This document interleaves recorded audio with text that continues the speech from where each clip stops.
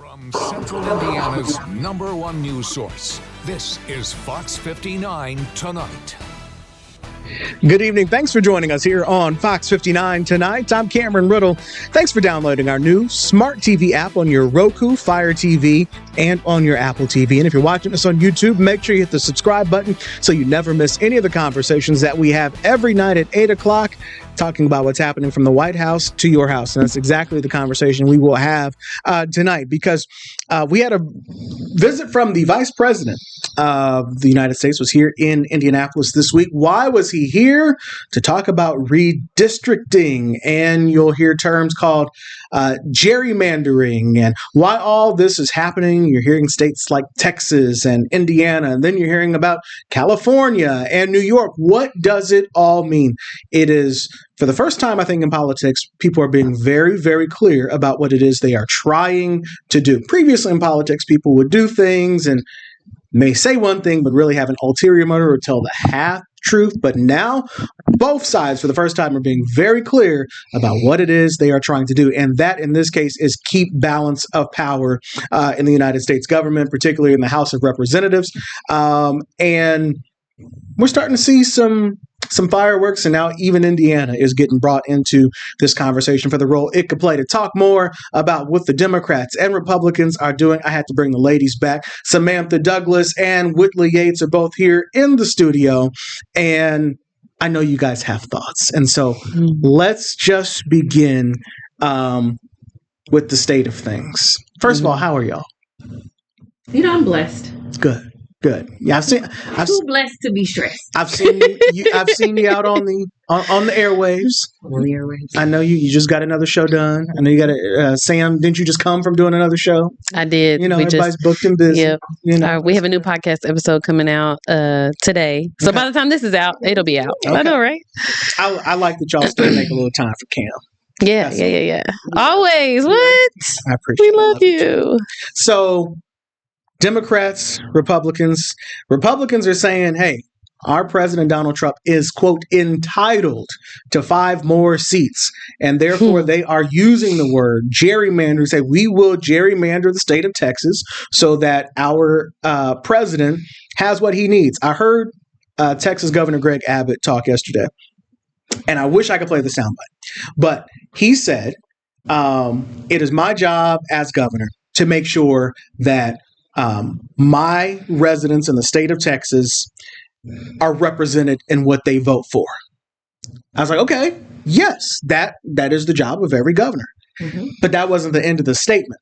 The following statement, he continued to say, so that means in the state of Texas, if my residents have voted for Donald Trump, then we should not be letting Democrats at a different branch of government stop the president's plan.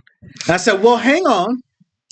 That is literally why we have 3 branches of government, so that if you don't like what one branch is doing, you have 2 other branches that are supposed to be the check and balance. And so that's literally what's in the Constitution. That is almost a verbatim quote from what he said yesterday. And so they are being very clear that we will redraw maps to make sure that our president gets what he needs. What is your guys' first thought to that tactic before we even get into the Democrats? Because now they're ready to fight fire with fire. Well, Sam, I'll let you take that. I mean, first, to his point, when you are elected in any seat, regardless of your political affiliation, you are not just responsible to the people who elected you in, but to all the people you then represent. And I think it's really unfortunate to see an elected official who's elected to serve the entire state basically let Democrats in that state know that he's not interested in representing them or their interests, but just the Republican ones, especially the Republican ones that voted for Trump. Because let's point out, not all Republicans voted for Trump either. So he is not interested in representing anybody but Trump supporters. And I think that we're talking about a cult. Like, this is not just about political party or affiliation. This is not, it is a diehard, I'm going to support this one individual, regardless of what he does, what he says, what he wants to do, just to curry his favor. It's ridiculous. It's ridiculous top to bottom. And I think we're getting more away from a space where we do have the right kind of reflection of our population in our leadership. And that's a bigger point, is we are becoming more and more people of color, people of different belief systems. You're even seeing within our parties them splitting up and having different kind of views internally. And so you would think that our leadership would then become more diverse as well, but that's not what's happening. You see Republicans trying to take this route of just like complete domination. And it's not really just, I guess I kind of don't want to even really say Republicans in general, because I've seen and heard a lot of them that are frustrated with these kind of tactics. So I almost really want to say that it's this Trump cult that's creating this. Whitley, you made some faces. So let's just get down to the root, right? Redistricting is something that happens it's supposed to happen every time there's a census. Mm-hmm. And it should be based on population size and the population density within specific areas. And redistricting happens at a state level when it comes to the state seats. So, in the state of Indiana, how the districts are drawn at the state house. It happens on a congressional level with the congressional districts and how those districts are drawn. And then it also happens on a municipal and a city level when it comes to how a lot of times the town council and those districts are drawn. So it is something that has been happening for years and years and years and years. Redistricting happens. It's very common. Mm-hmm. Now, usually, depending on who is the prevailing party over the city or the state or federally, or how those things are drawn, is the person that has the power. So the person with the pen has the power. So in Indianapolis, for example, on a municipal level, it is usually the Democrats that are redrawing the council districts and redistricting. And those elected officials and those township boards that are doing such things. In the state of Indiana, it's usually the supermajority Republicans, and that's who it has been for quite some time.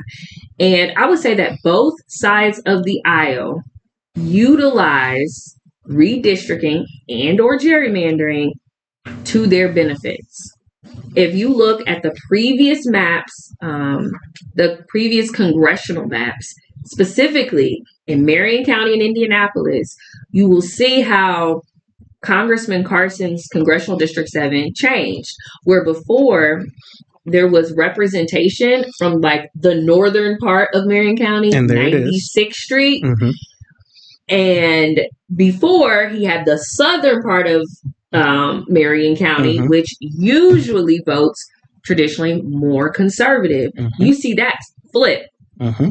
which would denote that those that selected those maps did not want to win Congressional District 7 and wanted to give more people who would align with Congressman Carson's ideology and party more representation, and remove those on the South side who may not vote and give them representation in a different congressional district. So this has been utilized on both sides, I believe, to the benefit. The problem that you have, or that we have, is when you draw and redistrict for the time that we're in and you attempt to make mm-hmm. benefits or gains, and you don't know how population, mm-hmm. how people, and how culture impact a specific area, a mm-hmm. lot of times you end up drawing yourself out. Yep.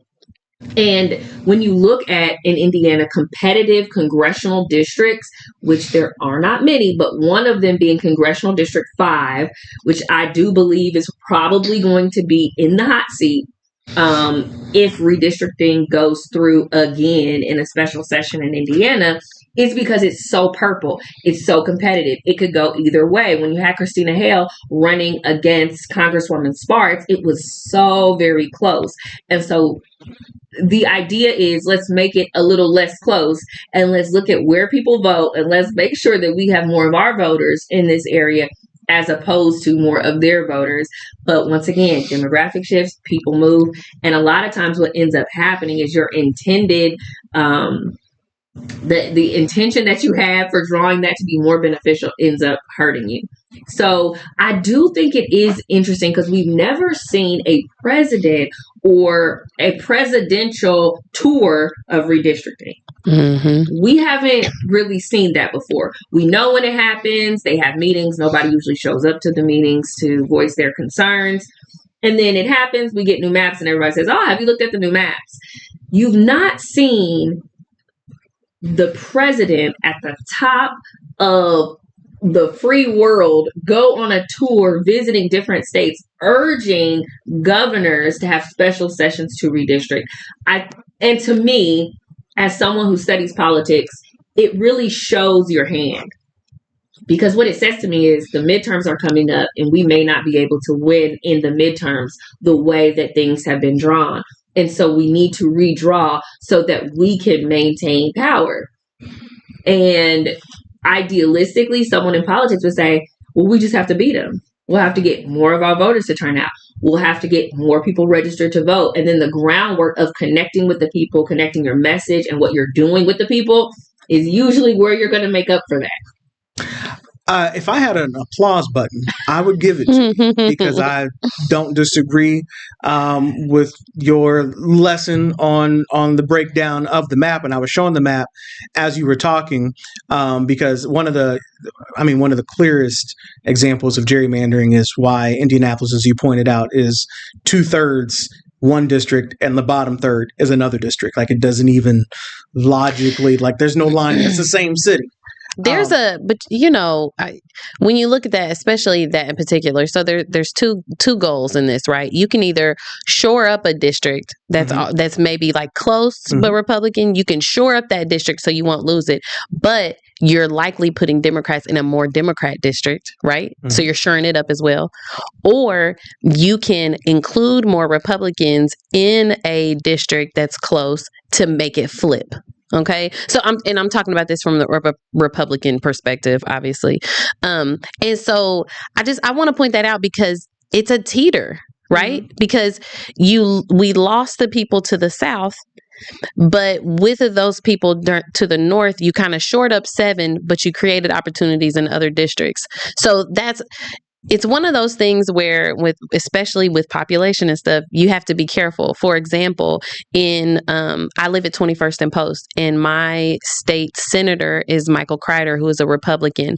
But the way that he comes down and grabs me there, it's almost like if you can imagine like a pizza slice. It's not a perfect pizza, but the point comes down and grabs me in Marion County, so I get a smaller slice of a more Democrat area, and a bigger slice of a more rural Republican area. You see what I mean? So even though I'm a Democrat and you would think like, oh, he has parts of Marion County, you should be able to flip the seat. Not really.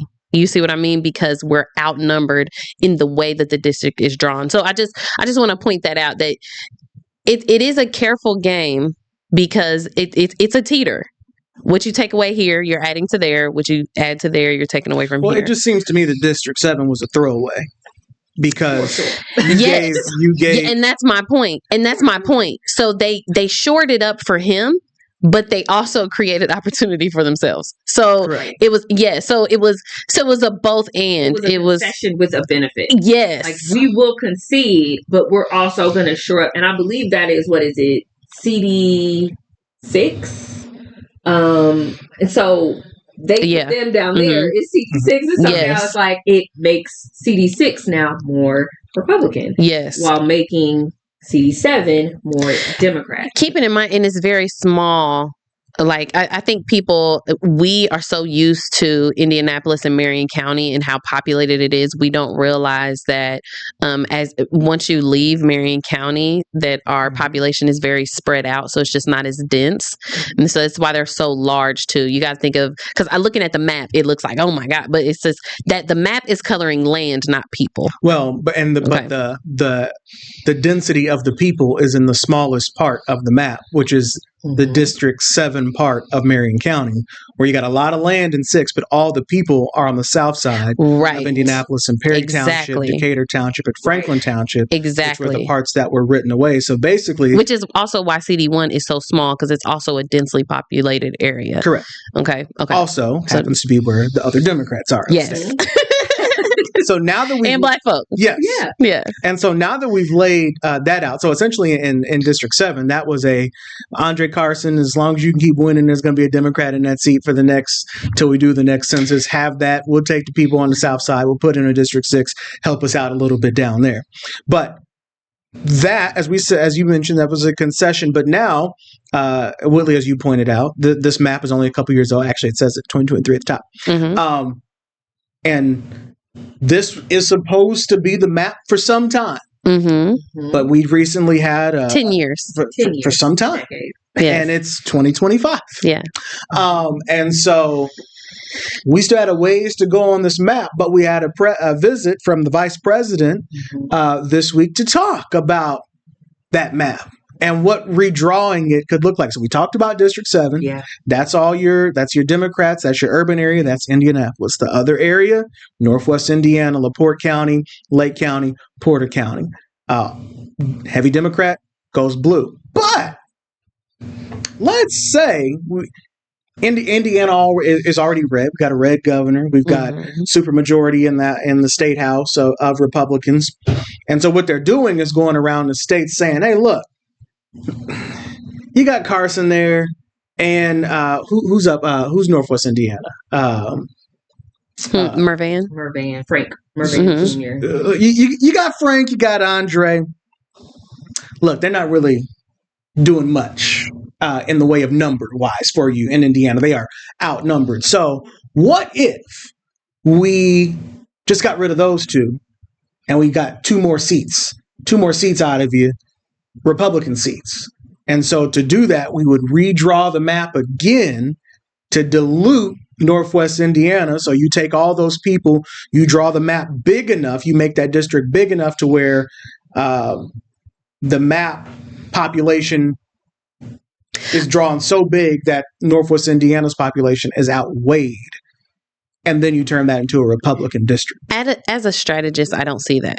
Yeah. As a strategist, I don't see that. I see them, they're going to leave those, let those be different. They're the two, throw them away, right? Mm-hmm. What they're going to do is like what Whitley pointed out, CD5, right? Yeah. You're going to dip into the north or to the west, into more Republican territory and shore up that district so it stays. What they're going to do is any district that even kind of has a chance of being flipped is going to be shored up. Yeah. And so that is most likely what's going to happen. It's not going to be so much so because Marion County is, so what's it, a 70-30 split? Something, it might not even be that. Yeah. So it's just, yeah, it's probably like legit. So we're more likely looking at a longer term strategy, like Willie's talking about, more closely the midterms, CD5, shoring it up. But even long term, it's a way for them to keep power at a federal level. They want to shore these things up because, I just seen an article this morning where Trump is now backing off of the third term stuff, like him saying, maybe I won't run for a third term, whatever, which we know he can't technically anyway. But with that, what we're going to see is a whole lot of offense, a whole lot of playing offense. And this is a tactic to play offense long term. I respect your analysis that maybe they won't go that far and make it all 9 Republicans, but I wouldn't put it past. I wouldn't say that that's not a possibility. So population wise, yeah. So the problem that you have is the way that the law was written.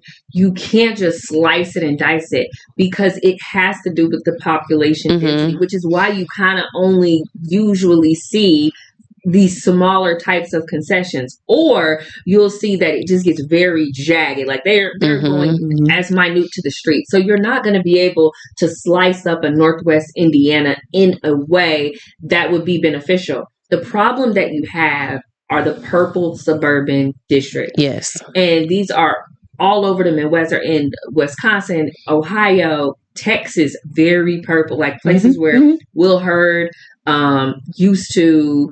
I mean, he was a Republican, but his district was very purple. He was able to win, but then you see like a Maya Flores, like she lost her race. Like there are very purple districts where you have this unique, diverse mix of people that are, I would say, around middle class and urban. A lot of them probably have moved from an urban core. Some of them were rural and moved to the suburbs as well. And they're just very purple. And it is a toss up. These are what I would consider toss up congressional seats. And if you don't feel as though you have a strong enough candidate that can win, a strong enough message, or enough of the voter base to turn out, you will lose. And with Trump being in his second term, with his Agenda 47 and all the things that he wants to do, he cannot really rest on Republicans performing in those toss-up places for him to be able to finish his agenda. And so what he's doing is he's actually on offense now and is attempting to get governors to call special sessions in order to redraw specifically those districts that would be purple, that are very close, 10,000 votes, 7,000 votes between a winner and a loser, in order to secure the House and to secure the Senate. What's also very interesting here is, as someone that is what I consider a constitutional conservative, I want limited government. The fact that there is a tour from the federal government telling the states what to do is very unusual. Yep. Especially when there's no money involved. It's not as if they're trying to give us some resources to help Hoosiers. This is going to help the federal government only, and could potentially be very detrimental on a state level. And so I thought it was interesting when they talked about redistricting during session, when it came to the property tax bills and different things like that, and the school systems and how they would be getting money. But I was like, I don't think we should redistrict. We did it back then, et cetera, et cetera. Now there is pressure from the federal government. And I do think it was very wise of them to host JD here. It was very wise of them to have that fundraiser, and very wise of him to at least hear the benefits of the conversation. However, a lot of Republicans, specifically in Indiana, are limited government Republicans. They don't want the federal government telling us what to do. You stay up there, and they already feel like there has been a lot of overreach in the past. So it is very interesting that they are courting governors to utilize their power to call special sessions to benefit them. And I think with people that fully support Donald Trump and that are MAGA, they may want to see this happen. But I think constitutional conservatives are like, wait a minute, let's pump our brakes and let's really look at this. So I'm glad that Braun didn't immediately say, yes, we're going to redistrict because this is what Trump wants. In his comments, he was like, we're going to hear them out. We're going to hear what they have to say. And so since then, they didn't come together. There was no press conference yesterday to let us know that anything has changed. So I'll be interesting to see how the governors lead in a way that's beneficial to their state, or is it going to be beneficial to their stay in power federally when it comes to the party? I also agree with all that. I just still think they may go further than they that. would have to. I won't. I'm going to do. It would have to be pizza slices. You would have to pizza slice Marion County. You talk about rules and laws, and I just feel like all that's out the window. I put nothing past anybody anymore. I agree exactly with what you're saying, but I don't think that they may say we're going to do that, and we want a little extra. That's all I'm saying. I'm just saying I feel like they may go a little bit. They may, and if they do go, expect people to sue like they always do, and expect the courts to uphold what has always been upheld. And I just want to point out, so we were talking about District 5. Why are we talking about District 5? What's in District 5? That's Muncie, that's Anderson, that's Marion. Those are our Hamilton. And I was going to say those are our major, our mid-major urban cities in that area compared to if you go into District 8, there's District 8, District 9, there are no other cities of those sizes in those. So that's why that one is in play. You've got enough of an urban land here. And so Republicans almost lost Congressional District 5 to Christina Hale. So they've been, and Old Girl isn't the current Old Girl, I'm not going to. But Old Girl is not very popular anyway. She's a weak candidate. She's a weak candidate, hardcore Trumper, I think, and she's beatable. Quite frankly, she's beatable in the current CD5. I don't know if she's beatable, but I do believe she is vulnerable after pulling out of the Republican caucus and stating that she's changed her position on some things. Like she wasn't going to vote on things and basically represent her district within the Republican caucus. She's weak. There's blood in the water. Oh Lord, there's blood in the water. There's blood in the water. So that is the Republican plan right now. Mm-hmm. So, and I think we gave a very good lesson on the state of things. So now that's the game we're playing. All right. Democrats are now saying, okay, in the past, let's say Democrats would say, well, hey, look, we're in a basketball arena and you bought a football here, but we're still going to play basketball. Like, they've never decided, oh, if that's the game we're playing, we're going to play the same game you are.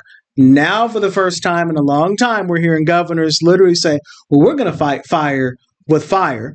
And how you go about that, whether it be in a blue state like Illinois or California or New York, we will see. But what I just find interesting now is that we're hearing new voices and new leaders giving a new tone, because previously it had been like, and I even heard Kamala Harris say this on she was on Colbert, saying, look, yes, I predicted a bunch of these things, but I thought that there would be guardrails strong enough to hold. And again, that's all I'm saying about the map. Forget the guardrails aren't there.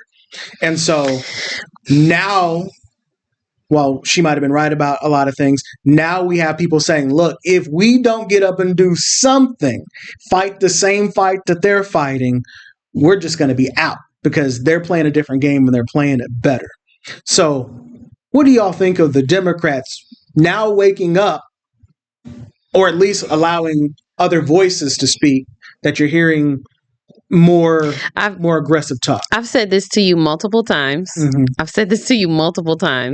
They've created their own game. 100%. The worst thing we can do is play their game. Hello? Like, are we? I'm trying to figure out, like, this is like any other system that wasn't built for us. It's like you're attempting to play this game in a game that was set up for you to not win. Correct. And so now I can appreciate the thought of, oh, we need to get up and do something and fight fire with fire or whatever. That was the fact of the matter. Yeah, the fact of the matter is we have to have our own offensive strategy. Correct. That's true. We cannot play their game. That's why we keep losing. And one of the things that I do appreciate are the new voices that are standing up, are the ones that are challenging what we've done before, challenging like this. There's a tactic. So there's like two tactics, right? We have our more like socialist Democrats that are like going after it. And then you have our traditional Democrats that are just like, hold the line. You know what I mean? And it's just like, there is no hold the line. But one of the things about the check, hold on, and I want to address something else that you said too. When she said there was going to be strong enough guardrails for these things, one of the most frustrating things to me is we know that the check for his nonsense has always been the court system. And I would like to know when that process has ever been fast enough to keep up with somebody doing like something as immediate as executive orders and things like that, that you have to sue and go through litigation and all of this stuff to try to uproot. It's always been reactionary. If I got up and slapped anybody in this room right now, y'all couldn't stop the slap. You would have to just take me to court, file charges or whatever. That's the problem, is that he's like, oh, this is a game about how many slaps can I get off before I'm stopped. Literally. And the Democrats who are sitting here like, just hold the line, just take the slaps, just stay in place. It's like, no, what? Like no. We have to be proactive in developing an offensive strategy. Slap him back. Well, you know? Well, but hang on. But yeah, are you saying slap him back now? With our own strategy, Okay, because not in their game. Because I wanted to clarify. That's not slapping him back. That's blocking and then going on the You want to block the slap. Yes. Okay. So because then y'all just gonna be.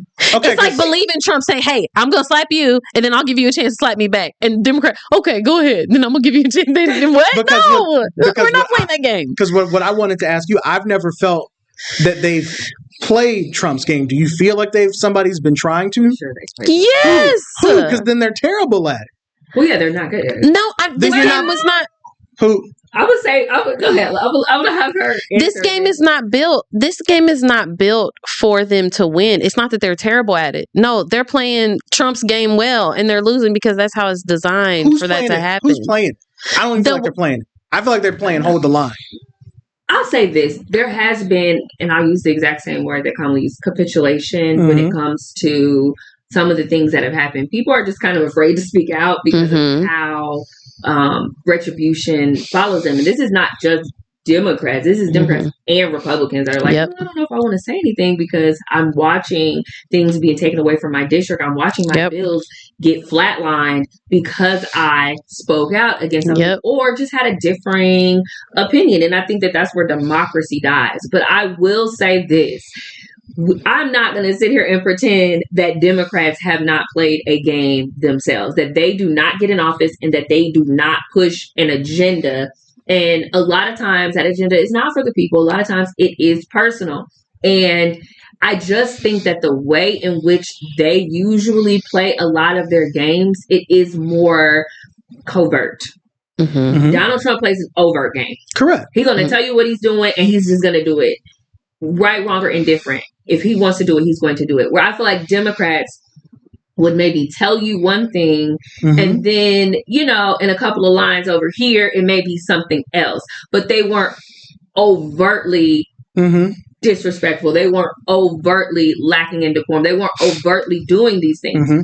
But I think there's a problem, right? One of the problems is we are entertained by politics and we should not be. We should be engaged, but we should not be entertained. And politics has now become entertainment. It's a circus. They are the new villains. It's a reality. It almost feels like a reality show. It is. And it's not just because of Trump, because it felt this way prior to. And when you have kind of these like populist personalities, like Obama was like a populist personality where people were just enamored, with him and his family. But it's kind of been like this before, even with Bush and the Hurricane Katrina thing. Like, we've just kind of seen our presidents and our political system become entertainment, become pop culture, become all of these different things. And I think what has happened is that Democrats who've not seen the overtness of a strategy and seen covertness of a strategy feel like there's no strategy. And so now they want to fight fire with fire and they want to have an overt strategy. And I think the best visualization of that was Biden pardoning his son, where a lot of Democrats were like, well, he should, because there's no telling what's going to happen down the line. Morality, ethically, no, he should not have pardoned his son with the type of, if he was going to do something, he shouldn't have given him the type that he gave him. But it almost just became so much like we need to play how they're playing. And if we have to protect ourselves by doing things that go kind of against this moral code and our character, because we're playing against the final boss, this is what we have to do. And I think that's kind of, where we are. So if they're going on a speaking tour to get governors to do redistricting, what is it that we're going to do on a local level that changes things? What is it we're going to do on a city level? Because there are more Democratic ran cities that combat all of these things. And I think that patrons of the Democratic Party should be asking these questions because what's happening is not illegal yet. And the governors do have the right to call special sessions and to redistrict. So they are literally utilizing the playbook and saying, okay, we need this, this, and this done. I think the problem is people have forgot what's in the playbook and to utilize those resources and tools. And so when you see somebody else doing it in this way, it feels offensive. Well, utilizing the playbook isn't always helpful with Trump strategies, because that's exactly what I was just talking about a second ago. Is like Trump will use what's in the playbook, right? But then he'll completely break the rules, and that's what's annoying me about Democrats, is that we've watched this over and over again, and it still seems like we're not anticipating that like I can, yes, so legally I can't do this, but I can do an executive order and do this and then do that, and then y'all are gonna have to sue me to try to undo this thing, and then and in the meantime it's still in place. I can still get certain things off. Like, my problem is that we're not anticipating that after he's already shown us that over and over and over again, that he's going to use the rules that benefit him to his advantage, and then when he runs into one that could stop him, he's going to find a way to break it. And we need to anticipate that and have not only a defense but an offensive strategy around that. That's the point, is because like traditionally with politics, when people would come up against I'll say it like this: we haven't seen somebody who has done it that way, right? Where they'll use like the laws and things like that to do whatever they want to do, manipulate things, things like that. But what we haven't seen is somebody, to her point, just overtly just say, yeah, well, whatever, sue me later. And promote it. Yes, and promote it. And I feel like what's funny is it comes from this business world, because it's a very capitalistic thing to do. Like, I'm gonna squash this ant, y'all do a lawsuit or whatever, and I'll outwin you in long term with all the legal fees and all the court costs and all. It's like the same kind of thing. I'm just gonna outrun you anyway. And so, yeah, like that's what's frustrating me, is like we're at a point now where we should be able to anticipate these things. He hasn't really changed up his strategy at all. He's doing the same things. He's just doing it consistently. It's like the gym, right? Like, he's doing the same things consistently, and he's seeing gains, y'all. And we need to interrupt that flow. I would say, if it was to him, he would have just redrawn the maps and given them to the Republican government and said, "This is your map." And he knows that just tells you that was a limitation that he couldn't immediately find a workaround for. Like, he knows that he cannot, and so he has to play ball. I think, and this is just in the grander scheme of like kind of what's happening with our criminal justice system, with some of these RICO charges. I think you have to be careful in how you are engaging governors in pushing your will on them from the Oval Office. Mm-hmm. And let's say they don't redistrict, and then you start seeing federal dollars being taken away from states that didn't, and you start seeing basically retribution happen to people who didn't get in line, because then it's starting to feel like it's an organized system. Yep. And so I think that them going on this speaking tour, trying to butter up these governors, is really them being like, please, please, please, because we know states have the power. We need this from you. I'm interested to see the states that do not go along with what the administration wants, the federal administration. Will their resources and will their constituents be impacted federally through dollars, through grants, and through help that they get from the federal government? So I want to just go back, because I listened to both of you. And Whitley, you've explained exactly, maybe I'm not explaining what I'm trying to say right. You have said verbatim my point of the difference between how the Republicans and Democrats have operated. And what I still don't get, Sam, is who has done that? Who has fought Trump with Trump? Who has fought fire with fire up until now? Who's fought fire with fire up until now? Yeah, what I'm saying is before it was always, we're gonna, everything's gonna be okay. We're gonna get through this. I said their approach was to hold the line. I'm saying their approach was to hold the line. I'm saying the winning strategy is not to jump into his game. That is not a winning strategy. We don't need to jump into his game. We need to develop our own strategy. We need our own approach to his mess. So in this case, in this redistricting case, yes, if the administration feels like these purple districts are going to flip and they're going to go blue, and we are going to shore them up and redistrict as many places and get special sessions from the governors in as many places as we can, so that we can maintain our position of having more congressmen in the House and the Senate, so that I can continue my agenda. What is it that the left, the Dems, the progressives, the Democrats, what are they going to do to combat this? If it's not redistricting on a city level, if it's not getting in the game with Trump, what's the answer? I'm with actually two different approaches, because I love the Democrat socialists that are coming up, and this more so rah-rah approach. Like I feel like part of that is like what you saw yesterday, all the boos and stuff, all the very public pushback, like the people power behind this, right? Because regardless of what's been going on, one of the things that I have noticed throughout this process is that people power is still really strong. If you get enough people to come out for or against a particular thing, it's still seeming like most of the time it's going in their favor, right? And so, and I like that. I like to see the stuff at the State House yesterday. It's not a hardcore, this is going to win anything, but I appreciate it, right? I think the thing that we need seated from Democrats that we haven't seen before is we need to actually appeal to these Republicans who are not for this kind of stuff, and to unify in that way, because this is the thing. This whole situation with Trump does not care about anybody. He cares about his own agenda and what he wants to do. And that's important, because when he's gone, he's not going to care about this anymore. Like, he's going to be gone. So if you're a Bron, right, and you have a political career that you want to last longer than the next 3 years, you should be looking at how this is going to impact you, your reputation and stuff with these small government Republican Indiana folks, right?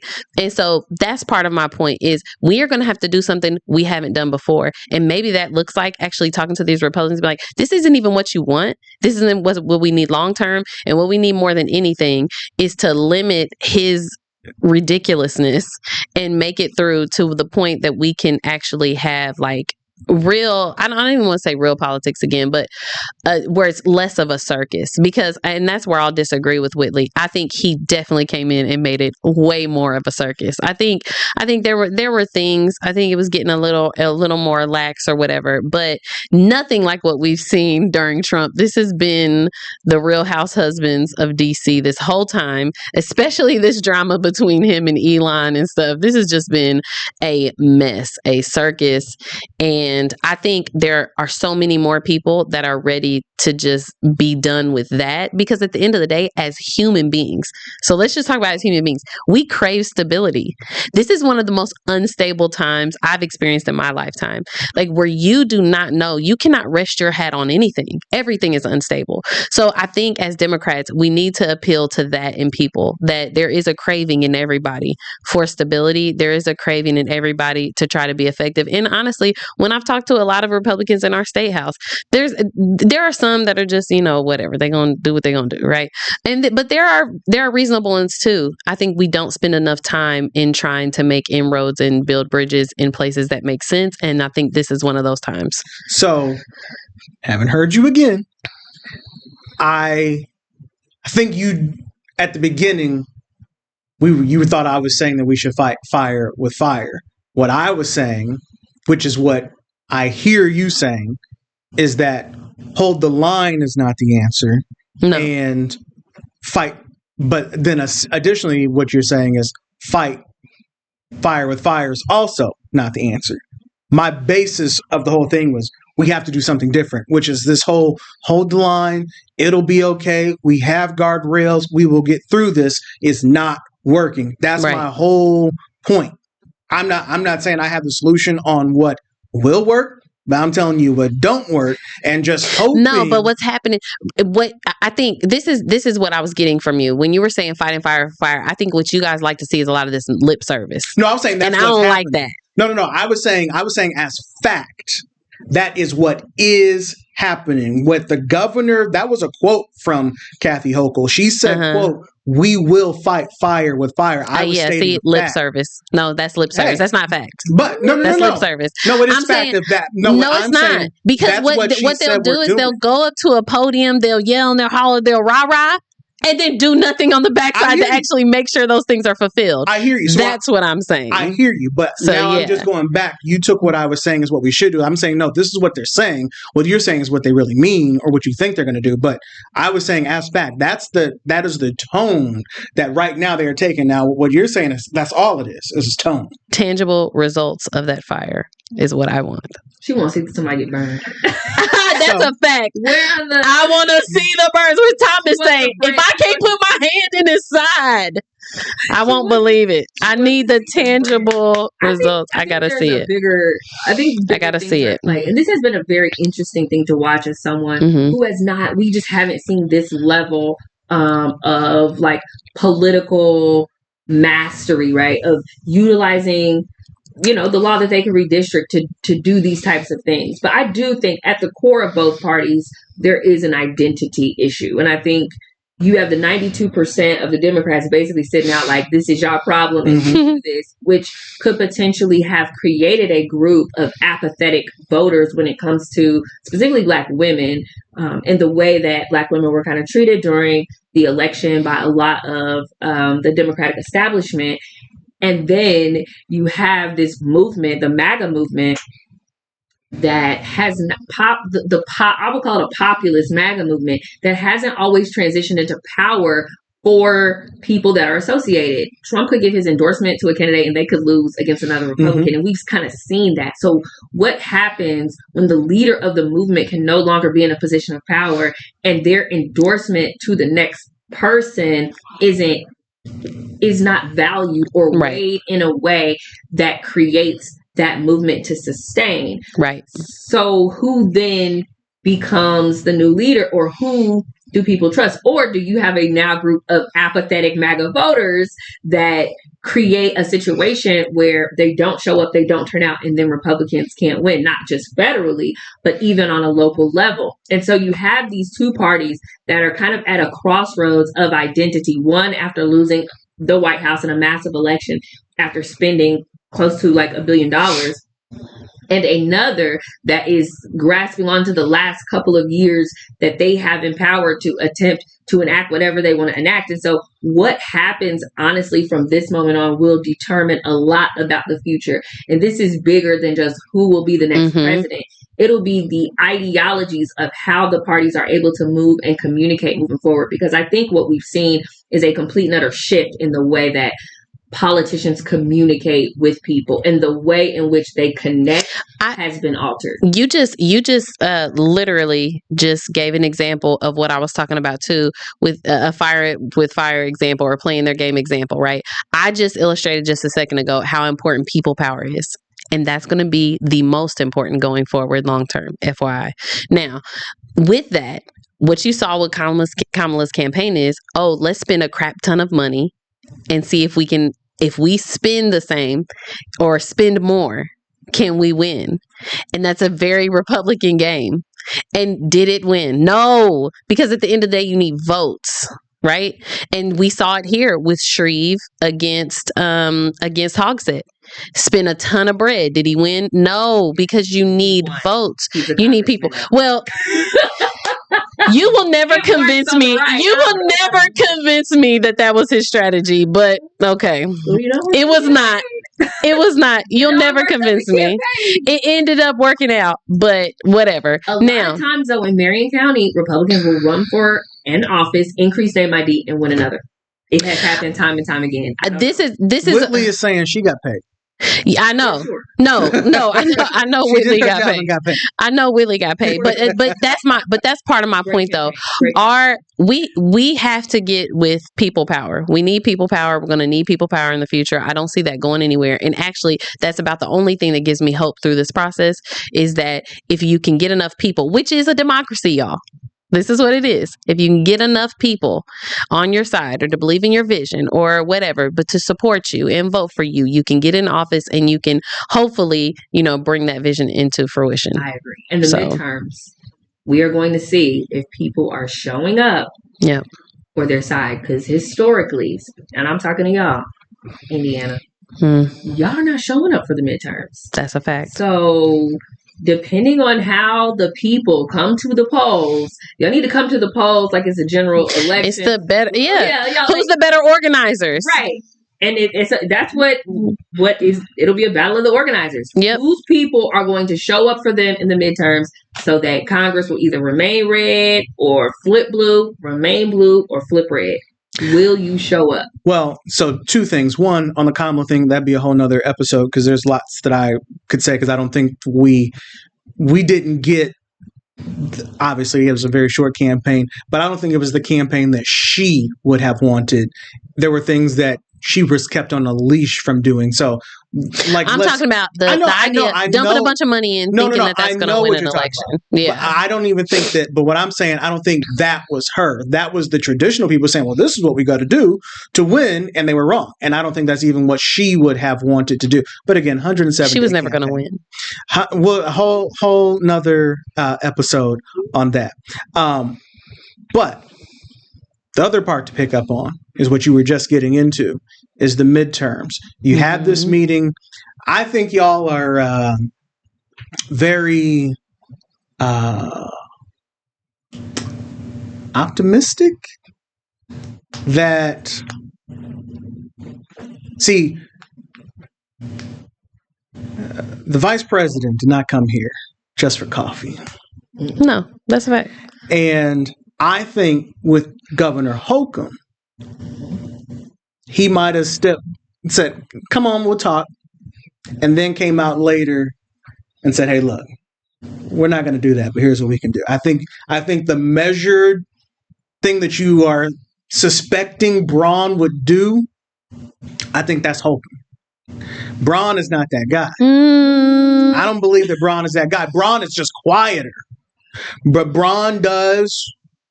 All the things that he wants to do, he's quieter with it. You don't see him as much. He's not on TV as much. I mean, granted, we saw Holcomb every day because it's pandemic time, but don't go too deep on that part. That's not my point. My point of this is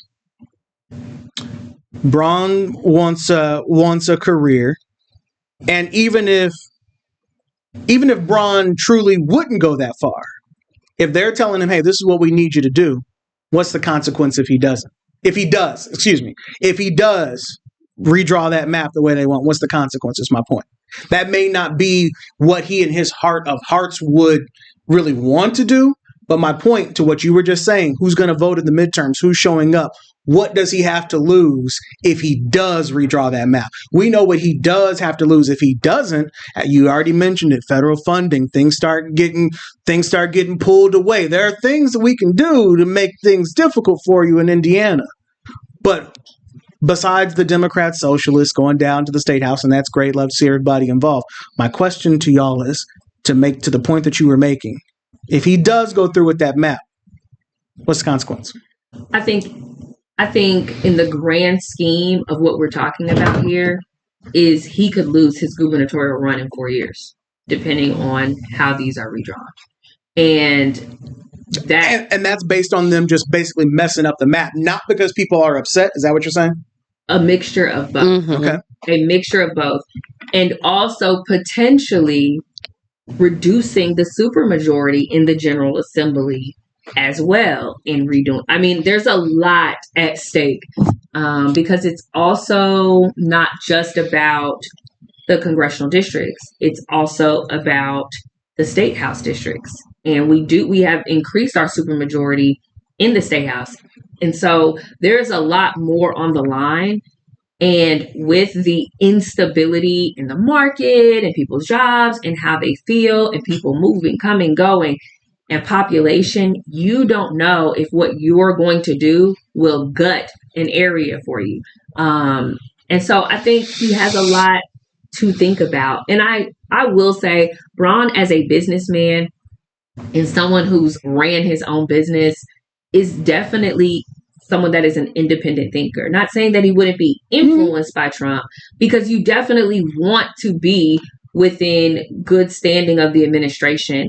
But you've seen the way that he has kind of dismantled some of the stuff that's happening with the IEDC, his executive order on reporting and transparency when it comes to how Indiana has been investing its money he just seems like someone who will make decisions that he believes are best for Indiana and not necessarily be pressured because he has a longer political history in front of him than Trump has. Mm-hmm. And so the way in which he responds could be very detrimental to him running again in 4 years. And honestly, the protests of the Democratic Socialists are very positive politically for him. So the more people that are down there protesting what he is doing or what he isn't doing, to his base is red meat that he's upset them. It's red meat that they're speaking about it. Like, it looks as though he's doing something, even though. So he's already politically benefited from even just hosting the meeting and being someone that they're coming to talk to. Because the governors that they didn't go talk to are the ones that are already in their pocket. Mm-hmm. Like, you got to understand that as well. So him coming to woo them, as well as throwing together a fundraiser in 48 hours and then being able to raise almost $1 million, over $900,000, is also a flex as well. And so I think they court the ones that they know won't just go along to get along, if that makes sense. They're not going to court you if they already know that you're sweet on them and you're going to do whatever they say. So that's also something to know. Sam, we got just a couple minutes. So seconds. I think, again, there is a balancing game happening. I think Trump he tends to bluff a lot and he tends to put on his poker face a lot, but there are things on the backside of things that he does have to balance and weigh. And I think if they don't go his way, and then he retaliates through federal funding and stuff, there's going to be consequences of that.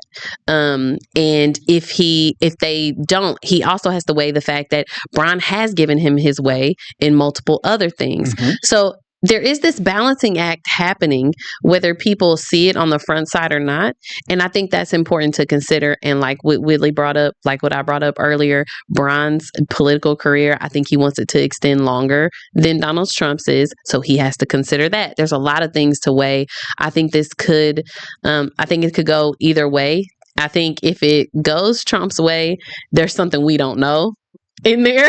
And if that's the case, then that's the case, and we'll have to figure out how we do that. I hope Democrats are strategizing for that because it's a possibility. I'm hoping and I'm leaning more on the side that he doesn't go with this. I think he's done enough. To appease enough, especially of Trump Hoosiers with immigration stuff. I think he's done enough to keep them appeased, even if he doesn't go to this extreme. Indiana is already very red. We really do only have probably one flippable district in this first midterm election. I think, yeah, I don't know why you would risk long term to do this for Trump unless there's, again, some kind of benefit that we have no knowledge of or can't see. All right, we're out of time. I'll just leave my final thought with that. I don't think they come here to see what the temperature is on Braun. I think they very well know where Braun is on things. As you just pointed out, Sam, he agrees he is helping them do a number of things from the ICE raids. They didn't come here to say, what you think? I think they use Indiana as a test ground to see how the people respond. Because if people here were to get really upset, then that's way too far. Because they've brought several people here. The CDC, Dr. Oz, and the Mr. Kennedy, they came here and they rolled out, helped make announcements about the Make America Healthy Again and Indiana Healthy Again. I think they just come here to test people out, to see what the response is from the crowd. And I think just like with the Democrat Socialists, okay, you didn't see massive protests. And I think it's just a temperature. And I take that. I don't think they care about Democrat protests. I don't think they care. I don't think they're testing it. I don't think they're testing. Point. I don't think so. But okay, I hear you. No. You missed my point. That's only people who were there. And that's what they're checking to see. If a bunch of Republicans were to show up and say, hey, this is too much, and then they would say, well, hold on, we got to back up. So I think they use Indiana. When do as a you test see script. that though? That's Like you the just don't point. see that. So then this it is not a wouldn't good test. No, no, Like, it is. This is how The- far can you go? Because we're so far right on the Indiana side that as long as Indiana people are okay, if they aren't giving any smoke, then keep on going. That's my point. That's what I think this is. It's a bad It test. would be a Because bad why- test group. Yeah, it's a bad test. That's what the look. Then somebody tell me why they keep bringing these people here to give press conferences and Even announce when- national things. Even when they were trying to get Trump, so I actually went to the hearings with the election board when they were trying to get Trump off the ballot. Even at those, you had Trumpers in the room, of course, but they were quiet in their Trump gear, just standing in the back of the room. It was like 10 of them. Like you do not see that. So yeah, I don't know. I'm interested though. It's kind of all up in the air. We'll see. I just have a very, I take no, I don't give anybody any breaks. The rules are out the window. The guardrails don't work, and people are going to do what you let them do, and you've got to test it somewhere. All right. We only got a couple seconds left, so we don't even really have time to say where the next podcast with Sam's going to be, but the Black Briefing podcast Comes goes out up today. And Yay. Whitley, what's your next appearance? I'll be on Indiana Week in Review today. Okay. All right. Check everybody out. We'll come back and we'll talk some more. We'll see which playbook is the real playbook. That's it for Fox 59 tonight. Bye. See ya.